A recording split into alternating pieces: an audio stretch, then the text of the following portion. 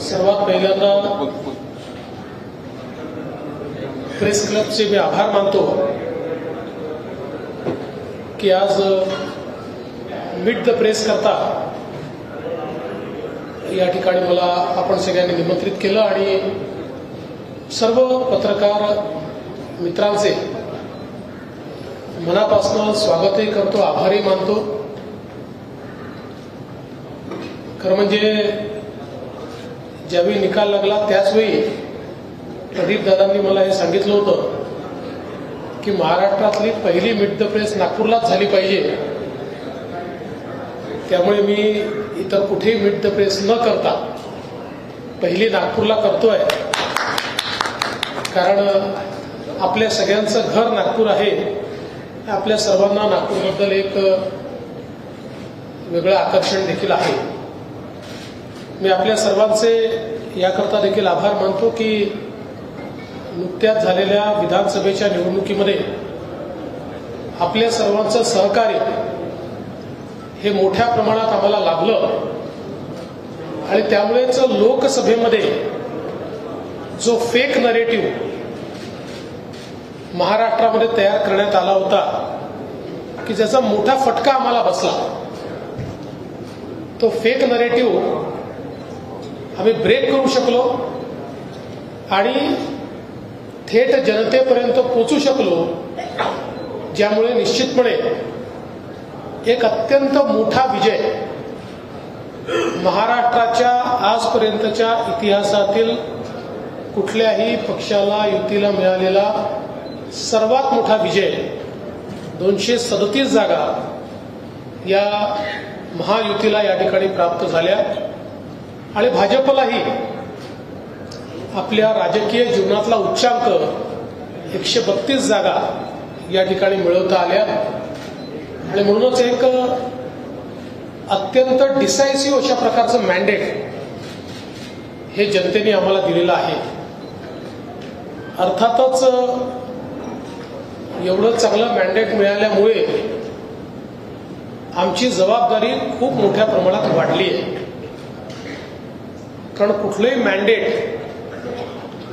हे जनतेच्या अपेक्षा घेऊन येत असतं, आव्हानही असतात, अपेक्षाही असतात आणि काम करत असताना काही अडचणी असतात, कधी काही मर्यादा असतात, पण या अडचणी आणि मर्यादांवर मात करून जनतेच्या मनातली कामं झाली पाहिजे, तशा प्रकारचा महाराष्ट्र हा तयार झाला पाहिजे, हा प्रयत्न आपल्याला या ठिकाणी करायचा आहे।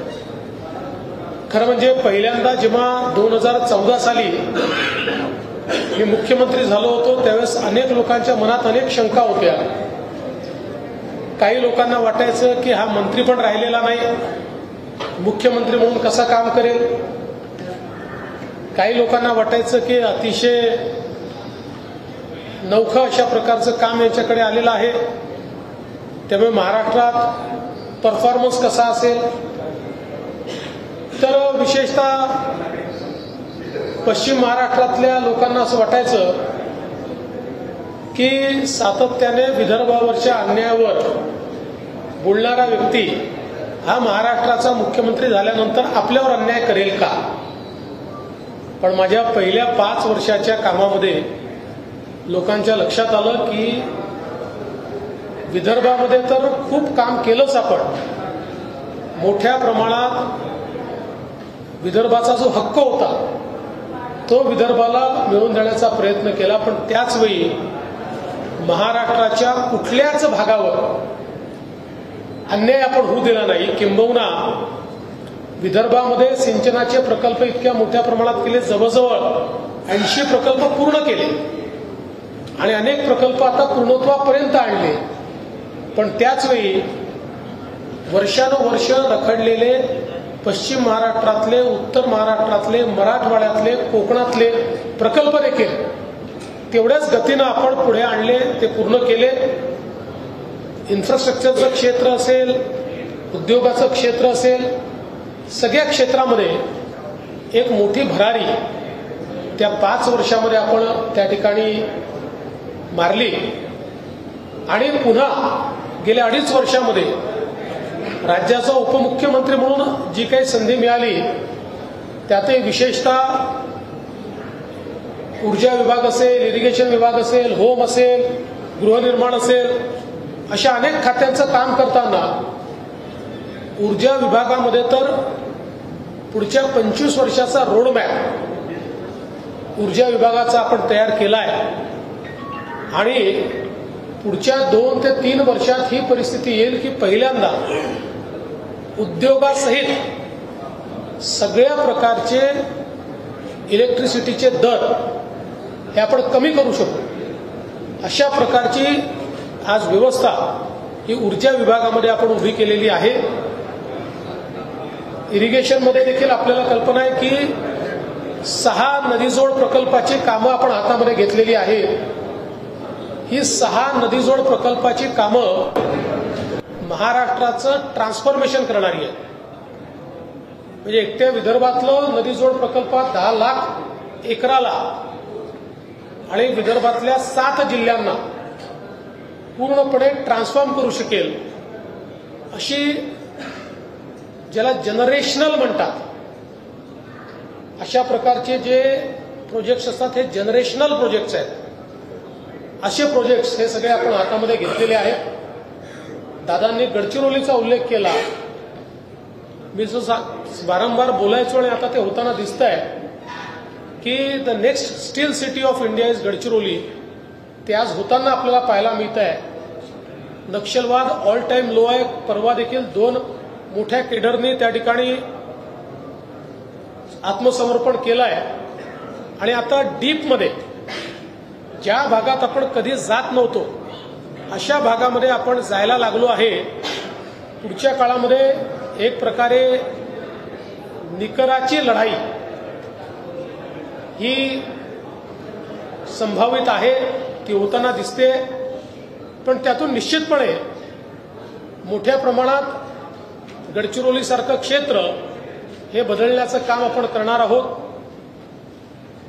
आज विदर्भामध्ये ज्या प्रकारे इन्व्हेस्टमेंट ऑपॉर्च्युनिटीज मला दिसत आहेत, ज्या येऊन राहिलेल्या आहेत, त्यातनं विदर्भालाही औद्योगिक इकोसिस्टीम जी पूर्णपणे आपल्याला लॅकिंग दिसत होती ती आता मोठ्या प्रमाणात उभी राहते आहे। आणि म्हणून मला असं वाटतं की हे सगळे चॅलेंजेस आहेत, हे करत असताना आम्ही ज्या काही योजना सुरू केलेल्या आहेत त्या योजना देखील आम्हाला चालवायच्या आहेत। हे खरं आहे की या योजनांचा भार हा आमच्या अर्थसंकल्पावर पडेल, पण त्याचंही नियोजन आम्ही योग्य प्रकारे करतो आणि कोणाच्याच मनात शंका राहू नये म्हणून लाडकी बहीणचा देखील डिसेंबर महिन्याचा हप्ता हा जमा करणं आम्ही सुरू केलेला आहे आणि तोही सगळ्या खात्यांमध्ये लवकरच त्या ठिकाणी जमा होईल। एकूणच केंद्र सरकारच्या मदतीनं महाराष्ट्राला गतीने पुढे नेण्याचा आमचा प्रयत्न आहे। या निमित्ताने मी केंद्र सरकारचे आभार एका गोष्टीकरता मानतो की परवाच माननीय शिवराज सिंग चौहान साहेब आले होते आणि शिवराज सिंग चौहान साहेबांनी एकाच वर्षात आपल्याला 20 लाख घरं प्रधानमंत्री आवास योजनेच्या अंतर्गत दिली आहेत। हा देशातला रेकॉर्ड आहे। म्हणजे अनेक राज्यांना 10 वर्षात देखील 20 लाख घरं मिळालेली नाही। महाराष्ट्रामध्ये पहिल्यांदा आपण 2022चं जे टार्गेट ठेवलं होतं ते एससीसीच्या यादीप्रमाणे ठेवलं होतं, ते टार्गेट आपण पूर्ण केलं, पण ते टार्गेट होत असतानाच आपल्या लक्षात आलं की एससीसीची यादी अपूर्ण आहे। म्हणून आपण केंद्र सरकारकडे विनंती केली की यादी चुकीची बनलेली आहे, 2011ची यादी आहे आणि म्हणून आम्हाला पुन्हा घरांचं रजिस्ट्रेशन करण्याकरता संधी द्या। आणि मग 2018-19ला केंद्र सरकारने आवास प्लस नावाचं पोर्टल सुरू केलं, ज्यामध्ये आपण रजिस्ट्रेशन सुरू केलं आणि त्यामध्ये 26 लाख लोकांचं रजिस्ट्रेशन आपण केलेलं आहे। या 26 लाखापैकी जवळपास 20 लाख लोकांना घर देण्याचा निर्णय ऑलरेडी केंद्र सरकारने दिलेला आहे आणि हे करत असताना मी केंद्राच्याही लक्षात आणून दिलं की काही अटी अशा होत्या की ज्याच्यामुळे गावातला गरीब हा काही प्रमाणात 10% हा त्या अटी शर्तींमुळे कुठेतरी अडकलेला आहे. त्या सगळ्या अटी शर्ती केंद्र सरकारने आता रद्दबातल केलेल्या आहेत आणि म्हणून आता अजून एकदा रजिस्ट्रेशन करून एक फायनल रजिस्ट्रेशन आम्ही करू आणि पुढच्या 5 वर्षामध्ये या सगळ्या लोकांना त्यांचं हक्काचं घर आम्ही देऊ. आणि हे करत असताना आमचा प्रयत्न आहे की प्रधानमंत्री आवास योजना असो, मोदी आवास योजना असो, जन्मन आवास योजना असो, शबरी आवास योजना असो, रमाई आवास योजना असो, आता या सगळ्या योजनांमध्ये जी घरं होतील या सगळ्या घरांना सोलर द्यायचं, जेणेकरून त्या घरामध्ये राहायला जाणारे जे आहेत त्यांना विजेचं बिलच येऊ नये, त्यांना मोफत वीज मिळावी, अशा प्रकारचा आमचा प्रयत्न हा या पुढच्या काळामध्ये असणार आहे. खरं म्हणजे अशा अनेक गोष्टी आहेत, मी सांगत राहिलो तर मीच बोलत राहील आणि इथे इंटरॅक्शन होणार नाही. पण मी एवढंच सांगतो की पुन्हा एकदा महाराष्ट्राच्या जनतेने, आमच्या सर्व आमदारांनी आणि आमच्या वरिष्ठ नेत्यांनी ही जी काही संधी मला दिलेली आहे त्या संधीचं सोनं करण्याचा प्रयत्न मी करेन. एक नागपूरकर म्हणून नागपूरकरांची मान नेहमी उंच राहिली पाहिजे की आपला प्रतिनिधी हा महाराष्ट्राचं नेतृत्व करताना महाराष्ट्रामध्ये आमूलाग्र बदल घडवतोय, अशा प्रकारची एक उंची या ठिकाणी गाठता यावी. आणि हे सगळं करत असताना पारदर्शी प्रामाणिकतेनं सरकार चाललं पाहिजे, हा जो पहिलेपासून माझा आग्रह असतो त्या आग्रहावर टिकून महाराष्ट्राला पुढे नेण्याचा प्रयत्न मी करणार आहे. येणारी आव्हानं खूप आहेत. हे खरं आहे की राजकारणामध्ये सर्व स्तराला जाऊन लोक आव्हानं निर्माण करतात, पण किमान गेल्या 10 वर्षाच्या माझ्या कार्यकाळामध्ये आपल्या लक्षात आलं असेल कितीही मोठं आव्हान निर्माण झालं तरी देखील धैर्यपूर्वक त्या आव्हानाचा सामना मी करतो आणि कधीही सत्ता ही माझ्या डोक्यात जात नाही. कारण ज्या विचारांनी मी राजकारणामध्ये आलो त्या विचाराने सत्ता हे सेवेचं माध्यम आहे हेच मला शिकवलेलं आहे. त्यामुळे पुढे देखील कधीही सत्ता माझ्या डोक्यात जाणार नाही हा विश्वास आपल्या सर्वांना मी देतो. आणि पुन्हा एकदा आपल्या नागपूर प्रेस क्लबने आणि पत्रकार संघाने मला या ठिकाणी मीट द प्रेस करता निमंत्रित केलं. आपण सगळ्यांनी माझं स्वागत केलं, सत्कार केला, त्याबद्दल आपले मनापासून आभार मानतो. एक प्रश्न असा आहे, 2 प्रश्न विचारून टाकून माझ्यापर्यंत माहिती येईल की नाही सांगताय, खूप लोक सहज. एक प्रश्न असा आहे की हे जे सायबरचा जो धोका आहे ना तो खूपच वाढतो. म्हणजे आता जर मी फोन केला तर केंद्राची रिंगटोन असते पहिले, ते अवेअरनेस आणि 2 केंद्रीय गृहमंत्र्यांचा व्हिडिओ फार वाईट पद्धतीने क्रॉप केला. आणि मी विधानसभेत होतो, तुम्ही जे नक्षलवादाला उत्तर दिलं तोही फार वाईट पद्धतीने क्रॉप केला. तर हे जे सुरू आहे त्याच्यावर एक कायमस्वरूपी मेकॅनिझम करण्याचा विचार आहे का? म्हणजे कारण पुढे दुसरा एक प्रश्न असा आहे की दिवाळी दिवसाची समारोपाची प्रेस कॉन्फरन्स आहे, त्याच्यात एकनाथराव शिंदे असं म्हणाले की आम्ही कॅप्टन बदलला, आमची टीम दिवसात. तर आता 3 फॉर्मॅट आहेत क्रिकेटचे, कसोटी, वन डे आणि T20, आणि तिन्हीचे कर्णधार वेगवेगळे असतात. तर सुदैवाने तुम्ही 3 आहात, तर तुमच्या तिघांची विभागणी तुम्ही कशी म्हणजे कसोटी, वन डे आणि T20 कोण कोण करतो? पहिलं तर सायबर गुन्हे ही आज आपल्या समोरचं सगळ्यात मोठं आव्हान आहे. याचं कारण तंत्रज्ञान इतक्या वेगानं बदलते आहे आणि सोप्या पद्धतीनं ते लोकांपर्यंत पोहोचतं, लोक ते वापरतात. पण त्याचवेळी जे नालायक लोक आहेत, जे दुष्ट लोक आहेत, हे त्याच तंत्रज्ञानाचा उपयोग करून लोकांना मोठ्या प्रमाणात लुबाडणे, धोका देणे, डिस्कंटेंट तयार करणे, जाती जातीमध्ये विद्वेष तयार करणे, अशा प्रकारचा प्रयत्न मोठ्या प्रमाणात करतात. आणि म्हणून या संदर्भात सायबर अवेअरनेस कॅम्पेन केंद्र आणि राज्य सरकार मोठ्या प्रमाणात करत आहे आणि त्याचसोबत सायबर सिक्युरिटीचं सगळ्यात मोठा प्लॅटफॉर्म देशातला हा महाराष्ट्रामध्ये आम्ही सुरू केलेला आहे, ज्याच्यावर डिजिटल आणि सायबर वर्ल्डमधले सगळे प्लॅटफॉर्मचं इंटिग्रेशन आम्ही केलं आहे आणि जगातले बेस्ट टूल्स हे आमच्याकडे आहेत की ज्या टूल्सचा वापर करून आम्ही आर्टिफिशियल इंटेलिजन्सच्या माध्यमातून केलेलं एखादा गुन्हा असेल किंवा वेगवेगळ्या प्रकारचे सायबर गुन्हे असतील हे वेगाने उघडकीस आणू शकतो, याची सुरुवात आम्ही केली आहे. जसं आपण सांगितलं की विधानसभेमध्ये नक्षलवादावर मी बोलत असताना नक्षलवादी कसे संविधान मानत नाही या संदर्भातलं जे वक्तव्य केलं होतं त्यातला नक्षलवादी पाठ काढून संविधान मानत नाही एवढाच पाठ काही लोकांनी टाकला, पण त्यांना माहिती नाही.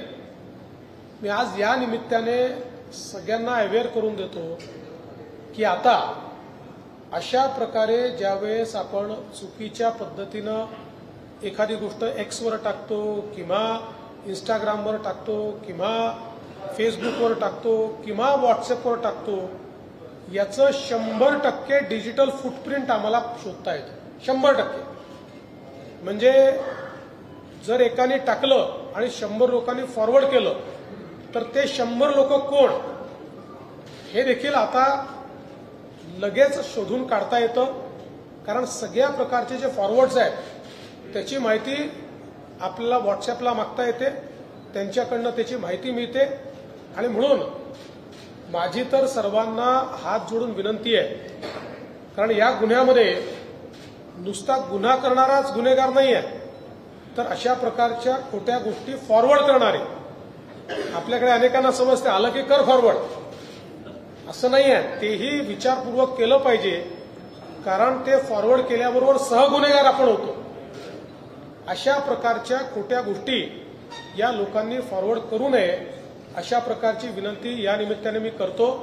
आणि पुढचे काही काळ जोपर्यंत हा अवेअरनेस तयार होत नाही तोपर्यंत ते आव्हान असणारच आहे आणि ते आव्हान नीट पेलण्याचा प्रयत्न आम्ही करतो. तुम्ही दुसरं काय विचारलं? नाही, आम्ही तिघही सोबतच काम करतोय.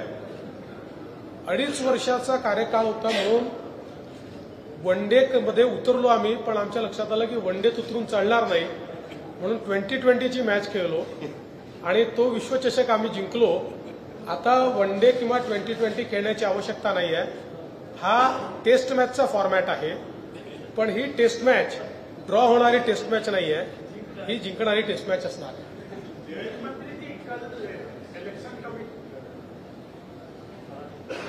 मुख्यमंत्री जी, कल इलेक्शन कमीशन ने कांग्रेस को जवाब दिया है ईवीएम के संबंध में.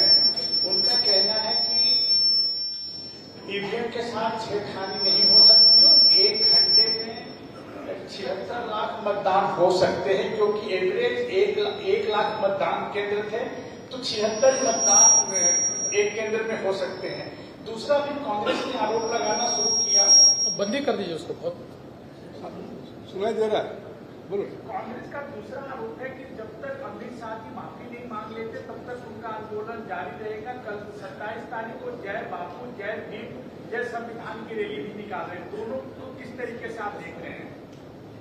देखिए, पहली बात तो सोए हुए को जगाया जा सकता है, सोने का नाटक करने वाले को जगाया नहीं जा सकता.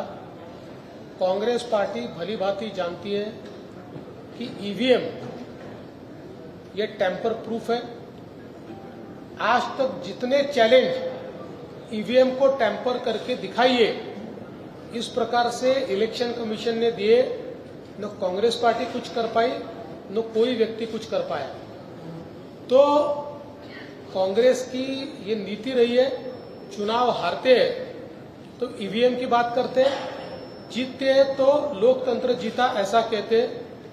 लेकिन अब कांग्रेस को जवाब देने के लिए न मेरी जरूरत है न इलेक्शन कमीशन की जरूरत है. कांग्रेस को जवाब उमर अब्दुल्ला जी ने भी दिया है और कांग्रेस को जवाब ममता बनर्जी जी ने भी दिया है. उन्होंने स्पष्ट रूप से कहा है कि कांग्रेस ये ईवीएम को गाली देना बंद करें। दूसरा, मेरा मानना है कांग्रेस पार्टी ने देश से माफी मांगनी चाहिए दो चीजों के लिए। एक, जिस प्रकार से लगातार उन्होंने भारत रत्न डॉक्टर बाबा साहब आंबेडकर का अपमान किया, उनको चुनकर नहीं आने दिया, हर बार उनको अपमानित किया, उनके महापरिनिर्वाण के बाद महापरिनिर्वाण की जगह पर स्मारक बनाने के लिए सुई के नोक जितनी जगह भी कांग्रेस पार्टी ने नहीं दी। कई लोगों को भारत रत्न दिया, लेकिन जो भारत के रत्न डॉक्टर बाबा साहब आंबेडकर थे, इनको भारत रत्न कांग्रेस पार्टी ने नहीं दिया। डॉक्टर बाबा साहब आंबेडकर की जहां जहां स्मृतियां थी, ऐसी कोई जगह उन्होंने स्मृति स्थल के रूप में विकसित नहीं की। ये सारी बीजेपी ने की। तो कांग्रेस पार्टी को हमेशा ये डर होता है कि नेहरू गांधी परिवार से बड़ा कोई न बने, और इसीलिए उन्होंने हमेशा भारत रत्न डॉक्टर बाबा साहब आंबेडकर जी को नीचा दिखाया। इसके साथ साथ इस बात के लिए भी उन्होंने माफी मांगनी चाहिए कि इतनी बड़ी नेशनल पार्टी है, वो पार्टी किसी व्यक्ति के भाषण का वीडियो काटकर एडिट करके उसको चलवाती है, संसद का भी समय गंवाती है, और साथ साथ देश में भी लोगों को बरगलाने का काम करती है। जो उन्होंने अमित शाह जी के साथ किया, ये राजनीति का ओछापन है, क्योंकि भारतीय जनता पार्टी, अमित भाई शाह, नरेंद्र मोदी जी, ये भारत रत्न डॉक्टर बाबा साहेब आंबेडकर जी का अवमान सपने में भी नहीं कर सकते। इसलिए कांग्रेस पार्टी जमीन खिसक चुकी है, उस जमीन को पाने के लिए ये सारा प्रयास कर रही है। मराठा आरक्षणाचा मुद्दा वारंवार चर्चेत येतो। मनोज जरांगे पाटील गेले अनेक दिवस शांत होते, आज पुन्हा ते बोलले आहेत की आता पुढे मजा येईल। आतापर्यंत तुम्ही उपमुख्यमंत्री होते म्हणून टाळत होतात की मुख्यमंत्री नाही, आता तुम्ही मुख्यमंत्री आहे म्हणून त्या आशयाने ते बोलत आहेत। पहिली गोष्ट तर हा मजा घेण्याचा प्रश्न नाहीच आहे, याच्यावर मजा काय आली पाहिजे हा जनतेच्या जिव्हाळ्याचा प्रश्न आहे। त्यामुळे या प्रश्नामध्ये पहिल्या दिवसापासून मी असेल, अजितदादा असतील, शिंदे साहेब असेल, आमच्या भूमिकेत कुठलंच अंतर नाही आहे, आमच्यामध्ये कुठला अंतर्विरोध नाही आहे। जे निर्णय घेतले तिघांनी मिळून घेतले, पुढे जे निर्णय घेऊ तिघं मिळून घेऊ। जयंत जी, आपने बोला कि गढ़चिरौली को स्टील सिटी बनाएंगे, लेकिन विदर्भ के बाकी जिलों में कोई बड़ी इंडस्ट्री आना चाहिए, इसके लिए कोई प्लान है क्या? सभी जिलों में अभी इंडस्ट्री आ रही है, और जब मैं गढ़चिरौली की बात करता हूं तो केवल गढ़चिरौली तक सीमित नहीं होता है, क्योंकि जिस प्रकार से अभी हमारे पास ये खनिज मिल रहा है, तो अकेले गढ़चिरौली इसको कंज्यूम नहीं कर सकती। इसके साथ साथ चंद्रपुर को भी करना पड़ेगा, वर्धा को भी करना पड़ेगा, भंडारा गोंदिया को भी करना पड़ेगा, और नागपुर को भी करना पड़ेगा, तब जाकर हम इसको कंज्यूम कर पाएंगे।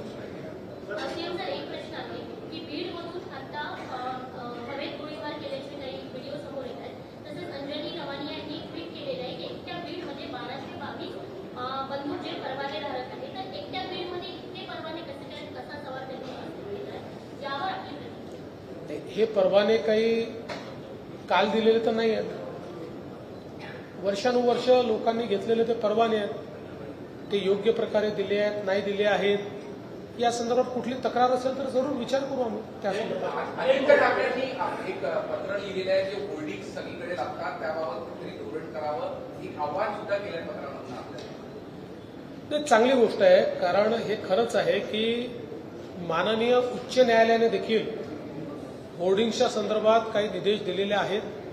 महाराष्ट्रामध्ये आपण चांगल्या प्रकारे ते पाळतो, तरी देखील अनेक वेळा कार्यकर्ते उत्साहाच्या भरात इल्लीगल होर्डिंग्स लावतात। आमच्याही कार्यकर्त्यांनी मागच्या काळात काही लावले, मी स्वतः ते काढायला लावले, पण मला असं वाटतं की होर्डिंग्सच्या संदर्भात माननीय उच्च न्यायालयाने जो निर्णय दिलेला आहे त्याचं पालन महाराष्ट्रात झालं पाहिजे, ही काळजी आम्ही घेऊ। राज्यात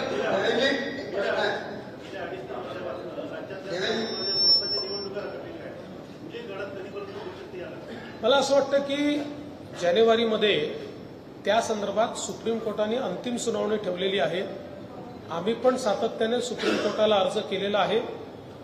मला अशी अपेक्षा आहे की जानेवारी महिन्यातच सुप्रीम कोर्ट सुनावणी अंतिम करून या संदर्भातला निकाल देईल आणि त्यानंतर जो काही स्टॅट्युटरी वेळ असेल त्यानंतर ती झाली पाहिजे. अर्थात त्या तारखा ठरवायचा अधिकार आमचा नाही, तो इलेक्शन कमिशनचा आहे. पण आम्ही देखील सरकार म्हणून या केसमध्ये मॅक्सिमम इंटरव्हेन्शन करून ती लवकरात लवकर निकाली निघावी हा प्रयत्न आमचा आहे. पालकमंत्री म्हणून सुरेश धस यांनी पालकमंत्री बस विधानावर अशी मागणी केलेली आहे. त्याबद्दल तुम्ही काही निर्णय घेतला आहे का? नंबर 1 आणि नंबर 2, तुम्ही जेव्हा आमदार असताना शास्ती लागलेली होती, त्याच्यानंतर तुम्ही मुख्यमंत्री झाले 2014 मध्ये, तर ती शास्ती अद्यापही चालू आहे आणि त्याचा 52 ते 54% व्याजदर आहे. कशाची शास्ती? शास्ती महानगरपालिकेचे थकबाकीदार राहतात तर त्यांच्या संदर्भात जी शास्ती लावलेली आहे त्याचा 5% जवळजवळ 52 ते 54% आहे. तर त्याच्यावर तुम्ही निर्णय घेणार, कारण मागे तुम्ही आश्वासन दिलं होतं, जज पत्रकार म्हणून आले होते त्याच्या संदर्भात जो शास्तीचा विषय मी पुन्हा पडताळून पाहिजे. आता माझ्याकडे त्याची अपडेटेड माहिती नाही आहे. पालकमंत्र्याच्या संदर्भात आमचे अध्यक्ष चंद्रशेखर बावनकुळे हे इतर दोन्ही पक्षांसोबत बसून कुठे कोण पालकमंत्री असेल याचा निर्णय करतील. ते जो निर्णय करतील तो मला मान्य असेल. त्यांनी मला बीडला जायला सांगितलं, बीडला देखील जाईल, किंवा त्यांनी जिथे जायला सांगितलं तिथे जाईल. साधारणपणे मुख्यमंत्री कुठलं पालकत्व ठेवत नसतात. पण माझी स्वतःची इच्छा आहे की गडचिरोली मात्र मी स्वतःकडे ठेवू इच्छितो. अर्थात या 3 नेत्यांनी मला मान्यता दिली तरच ठेवी. भाऊ, तुमच्या कार्यकाळात 100 दिवसाचा प्लॅन तुम्ही रेडी केलेला आहे. तो प्लॅन नेमका काय आहे आणि कसं राहणार आहे? प्रत्येक खात्याने 100 दिवसाचं आपलं टार्गेट घेतलेलं आहे. 100 दिवसात काय करायचं हा 100 दिवसाचा प्लॅन आहे. 100 दिवस पूर्ण झाल्यानंतर त्याचा रिपोर्ट आम्ही त्या ठिकाणी सादर करू आणि प्रत्येक खात्याने काय टार्गेट घेतलं होतं आणि काय पूर्ण केलं हे आपल्यापर्यंत पोहोचू.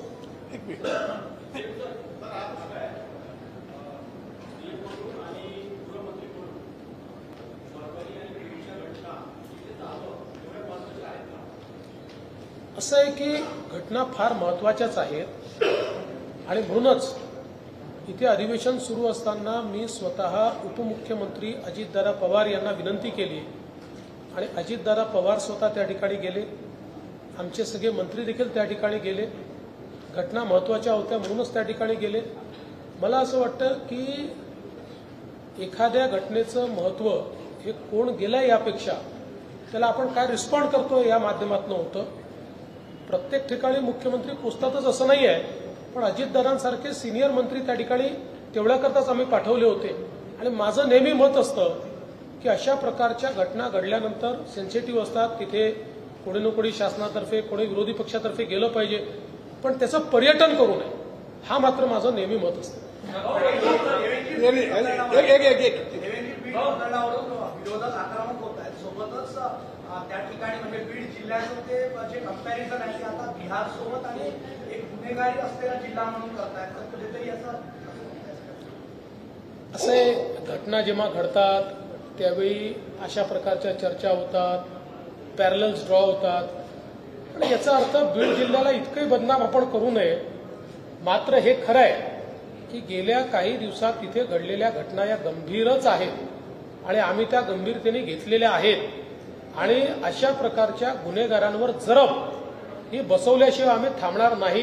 मी कालही सांगितलं, आजही सांगतो, बीड जिल्ह्यामुळे मध्ये कोणाची दादागिरी चालू देणार नाही. लोकसभा निवडणुकीमध्ये तुम्हाला महाराष्ट्रात ठरवून लक्षात केलं गेलं विधानसभा निवडणुकीमध्ये त्याची पुनरावृत्ती झाली.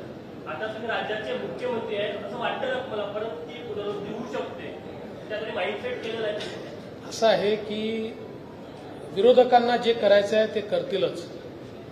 पण गेल्या 5 वर्षात मला टार्गेट केल्यानंतर त्यांच्या हाती काय मिळालं याचा विचार त्यांनी केला तर कदाचित नाही करणार. आणि त्यांना जर आत्मचिंतन नाही करता आलं तर पुन्हा करतील. मुकेश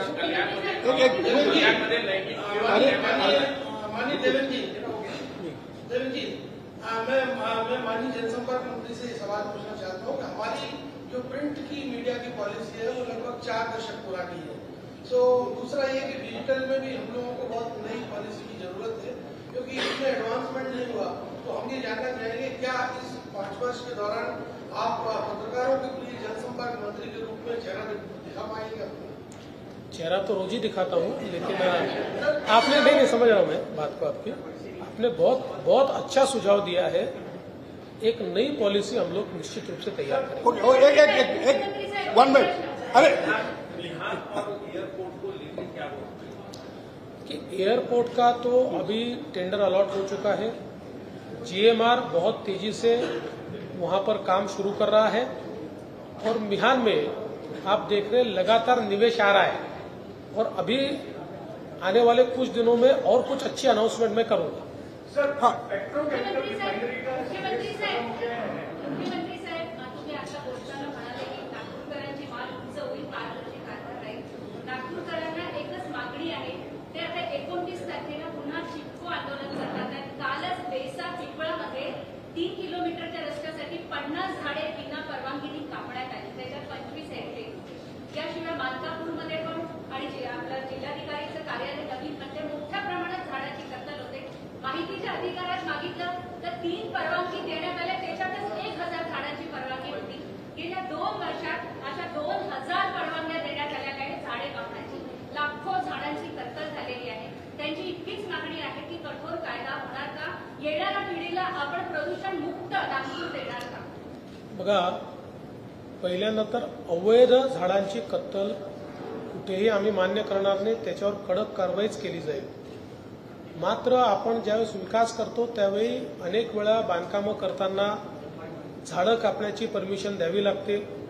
आता एखादा रस्ता वाईड करायचा असेल तर बाजूची झाडं कापावी लागतात. समजा रस्ता वाईड केला नाही तर त्याच्यावर ट्रॅफिक जो स्लो होतो तो ट्रॅफिक देखील प्रदूषणच तयार करतो. मात्र आपला नियम असा आहे, एका झाडाच्या मागे किती झाडं लावायचे याचा नियम आपण केला आणि त्याचं आता आपण ट्रॅकिंग करतो. तेवढी झाडं लागली की नाही, ती मोठी झाली की नाही. त्यामुळे कुठेही झाड कापून टाकलं आणि सोडून दिलं असं नाहीये.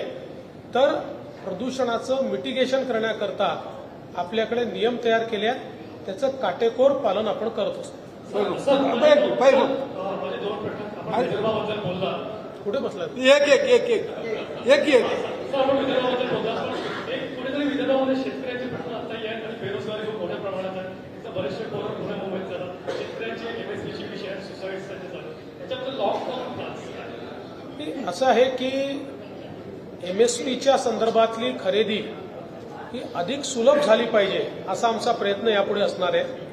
मी कालच बैठक घेतली आणि त्या बैठकीत सांगितलं की दरवर्षी सोयाबीनची खरेदी करायचीच आहे, कापसाची खरेदी करायचीच आहे. ज्या ज्या गोष्टींची खरेदी करायची आहे त्याच्या सुलभतेनं ती खरेदी कशी होईल याची एक परमनंट व्यवस्था उभी केली पाहिजे.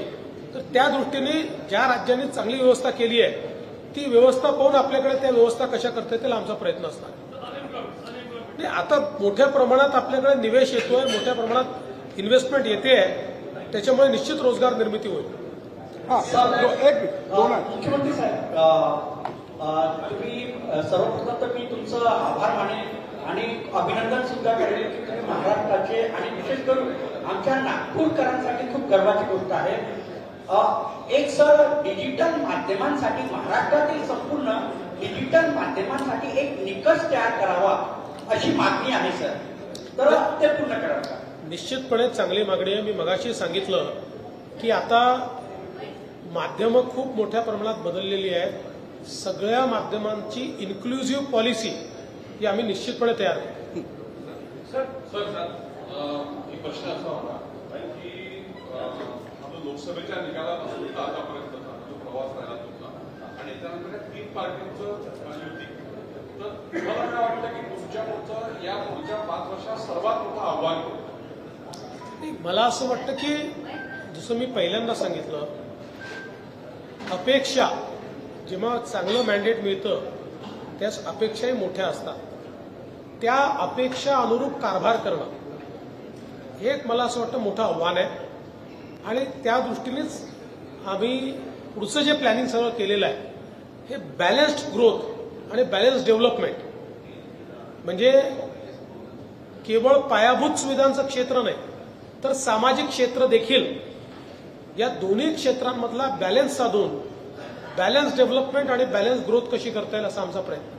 कांग्रेस का क्या स्टेटस है? आपण मुख्यमंत्री झाले की जातीय आंदोलन का पुढे व्हायचं त्याच्यावर काय? मला त्याच्यावर फार काही बोलायचं नाही. मला असं वाटतं की तुम्ही हा प्रश्न विचारताय, यातनंच महाराष्ट्रातल्या जनतेला अनेक गोष्टी लक्षात येतात. पेट्रोकेमिकल कॉम्प्लेक्सच्या संदर्भात आपण पाठपुरावा करतोय. कल्याणपूर्वमध्ये अत्याचाराची घटना घडलेली आहे. कल्याणपूर्वमध्ये बदलापूरच्या घटनेनंतर आता असं वाटतं की पुन्हा त्यांना फाशी द्यावी, गोळ्या मारल्याला अशा पद्धतीची मागणी होती. काही धोरणात्मक बदल यात असं आहे की आपण जर बघितलं असेल तर दुर्दैवाने समाजामध्ये अशा प्रकारच्या घटना या घडताना आपल्याला पाहायला मिळतात. याच्यावर उपाय जो आहे तो एकीकडे वेगानं न्याय व्यवस्थेनं न्याय देणं आणि दुसरीकडे समाजामध्ये अवेअरनेस तयार करणं. कारण आपण बघितलं असेल तर अत्याचाराच्या घटनापैकी 95% घटना नातेवाईक किंवा ओळखीच्या लोकांकडनं होतात. त्यामुळे हा जसा एक प्रकारे कायदा सुव्यवस्थेचा प्रश्न आहेच, मी नाकारतच नाही, पण त्यासोबत हा सामाजिक प्रश्न देखील आहे. समाजामध्ये देखील आपल्याला महिलांच्या प्रती, मुलींच्या प्रती अधिक जागरूकता तयार करावी लागेल. तो प्रयत्न देखील आम्ही करणार.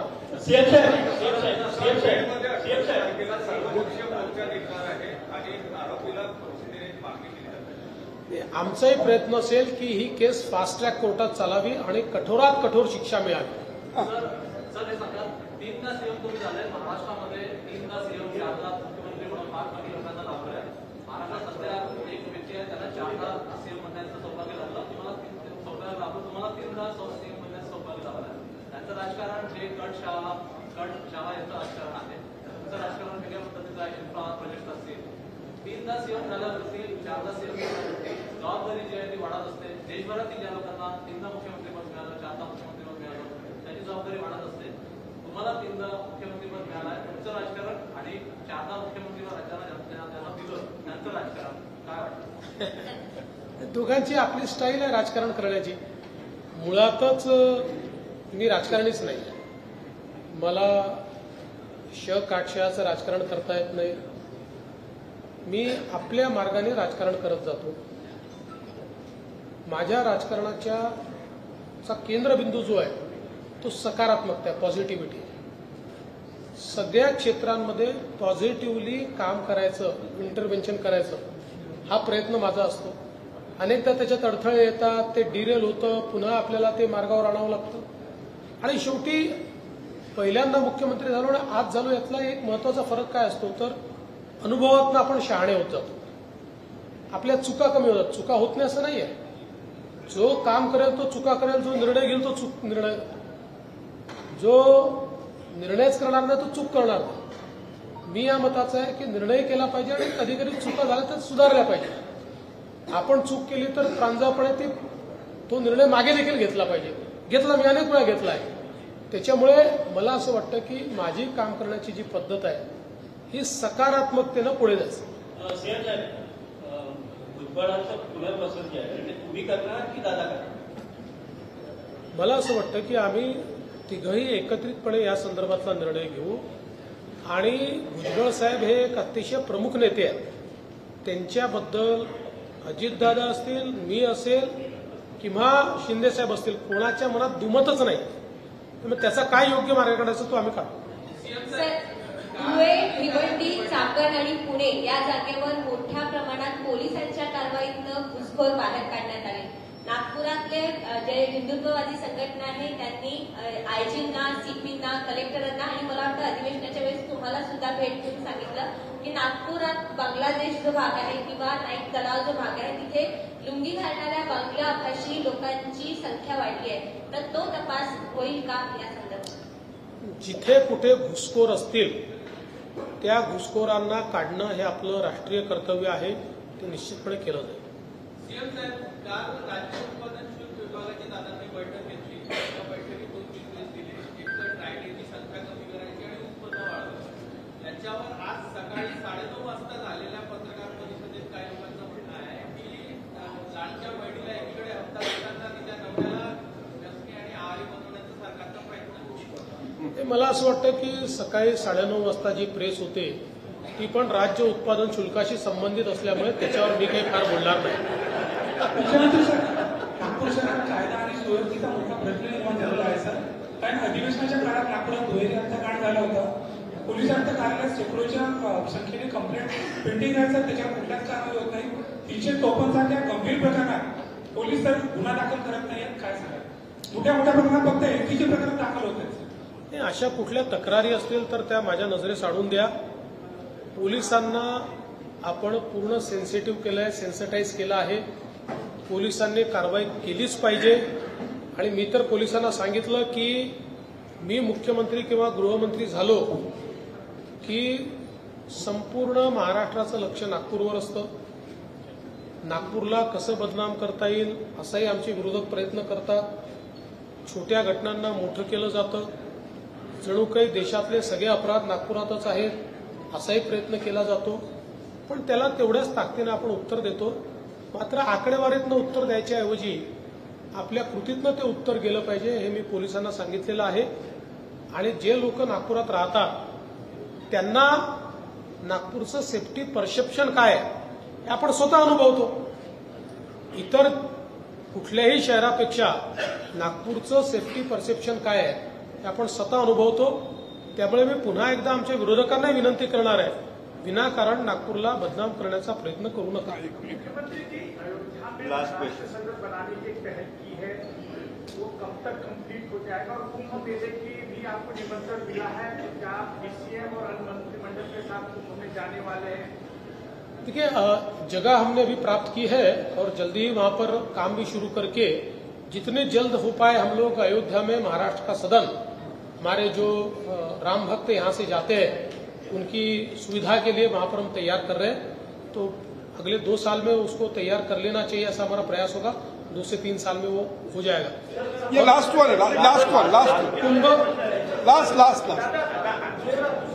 कुंभ मेले में मैं पिछले बार भी गया था, मैं इस बार भी जाऊंगा.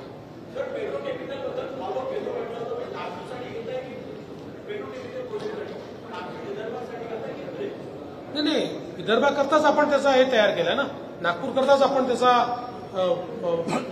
रिपोर्ट आहे, डीपीआर आहे, तो तयार केला.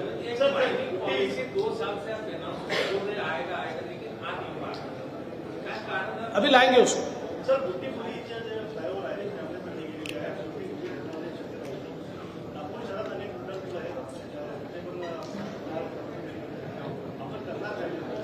मला असं वाटतं की बुटीबोरीचा जो काही प्रश्न आहे, एका स्पॅनमध्ये त्या ठिकाणी काही गोष्टी लक्षात आल्या म्हणून त्याचं ट्रॅफिक बंद करून त्याचं स्ट्रेंथनिंग आपण करतोय. पण मी निश्चितपणे माननीय गडकरी साहेबांनाही विनंती करेन की एनएचआयचे जे फ्लायओव्हर्स आहेत नागपुरातले त्याचं सेफ्टी ऑडिट त्यांनी करून घ्यावं. आणि पीडब्ल्यूडीलाही सांगून जे महाराष्ट्र सरकारचे फ्लायओव्हर्स आहेत त्याचं एकदा सेफ्टी ऑडिट आम्ही करून घेऊ.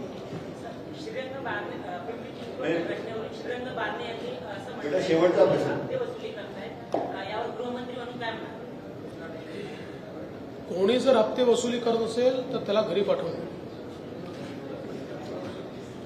दोस्तों, आज हमारे बीच में महाराष्ट्र के मुख्यमंत्री और हमारे पुराने मित्र श्री देवेंद्र जी फडणवीस आज हमारे बीच में पधारे हैं और उनकी मीट द प्रेस पहले बार महाराष्ट्र में नागपुर में हो रही है. मैं नागपुर श्रमिक पत्रकार संघ की ओर से, तिलक पत्रकार भवन ट्रस्ट और पत्रकार क्लब ऑफ नागपुर की ओर से मैं देवेंद्र जी का आभारी हूँ. वैसे ही उनके साथ हमारे रेवेन्यू मिनिस्टर चंद्रशेखर जी बावनकुळे भी पधारे हैं, मैं उनका भी आभारी हूँ.